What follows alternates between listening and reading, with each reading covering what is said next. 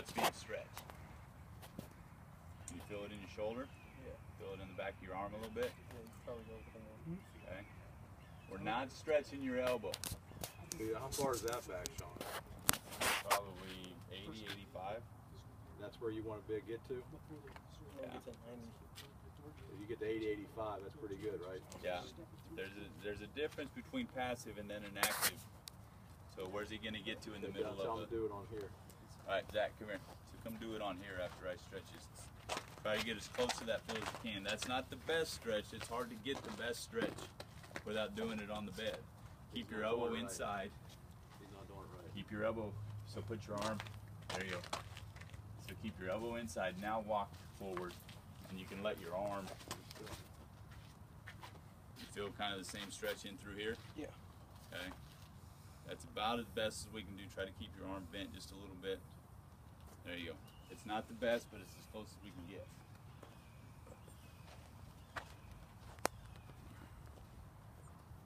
That's pretty good. Wow. Feel that?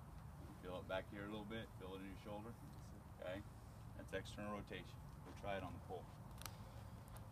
Relax.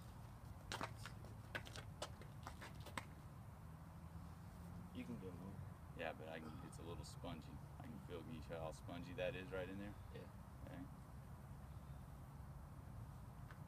That's not bad. Okay.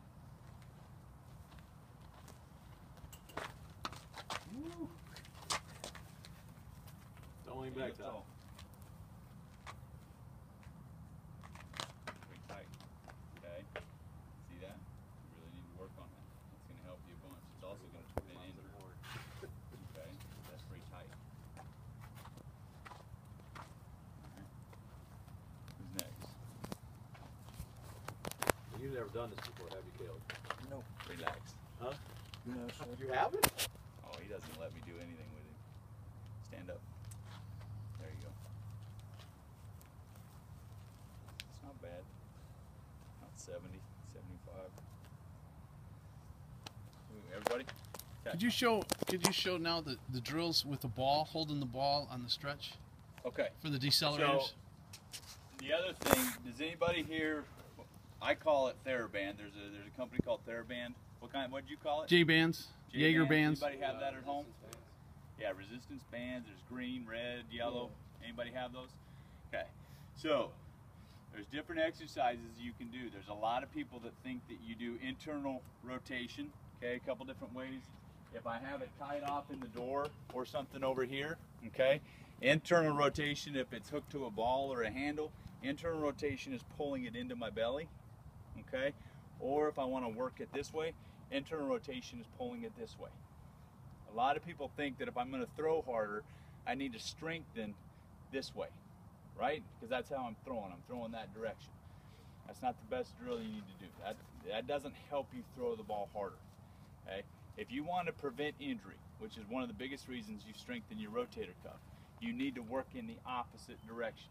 Because when you release the ball, okay, the external rotator muscles, which are, I won't get into which ones they are, okay, there's two of them, that decelerate the arm after you release the ball.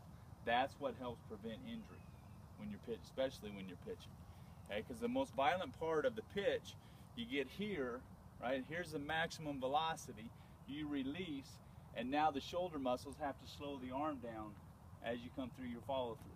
So what happens on the back of your shoulder blade, you have two rotator cuff muscles, you release, and those muscles are like rubber bands, and they're pulling on the humerus to slow it down. Okay, so you get here and they're slowing down. So what you need to do is you need to work external rotation, which is facing this way, holding the handle, you got your elbow down by your side, and you work out. Okay, that works the back side of the shoulder, rotator cuff muscles that are on the back side of the scapula, your shoulder blade. Okay, that strengthens those. And then up here, instead of working forward, you work backwards. At 90-degree angles, right? Yeah, elbows even with the shoulder here, okay, or down by the side, elbows down by your side, and you work out. Those are the two biggest ones. If you have any of your baseball coaches that are working what they call Jobs exercises, okay, where you're doing this. Okay, so you do thumb up out in front, thumb up out to the side, and then what we used to call the empty can, which is at a 45-degree angle. Don't go all the way up with that one. You only go up about 45 degrees. Okay, if you're doing those, probably maximum weight 2, maybe 3 pounds. 2, maybe 3 pounds. Got 2, it? maybe 3 pounds. I wonder if they know how much weight he is. Because if you get to 5, and a lot of people think, oh, I'm going to go 5 pounds on this one, 5 on this one, or I can do 10 on this one. As soon as you get higher than 3 pounds, you're kicking in your deltoids. We're not trying to work your deltoids. We're trying to work your rotator cuff muscles. Rotator cuff muscles are small muscles. If you kick in your deltoids, your rotator cuff muscles don't have to work. Okay? 2, 3 pounds max. Thumb up, empty can is thumb down. Alright, so you combine those with your external rotation, and you're going to strengthen your rotator cuff. Do that with your flex, or with your stretching. Okay, whether you're doing stretching in the door, or you got somebody that can stretch for you. That's how you prevent. Could you rotator show? cuff. Could you show the wings, the flaps this Oh, way yeah. too? And then this is kind of a dynamic stabilizer exercise, which you guys did earlier, where you're just out here, okay, bouncing, thumb up, bouncing, right, palm up, and then, right, and you, what were you holding it, 30 seconds? Yeah. Okay, and you guys felt the burn, right? Pretty soon you just sit here and you hold and it keeps burning and burning. That's a great stabilizing exercise where the rotator cuff muscles are trying to stabilize the head of the humerus, and you strengthen the capsule, you strengthen the rotator cuff muscles around the head of the humerus. So that's a great exercise. All of this stuff you can do at home. Okay? It's up to you guys to do it. You know you don't do it when you go to practice, because most of your coaches don't take the time to do it.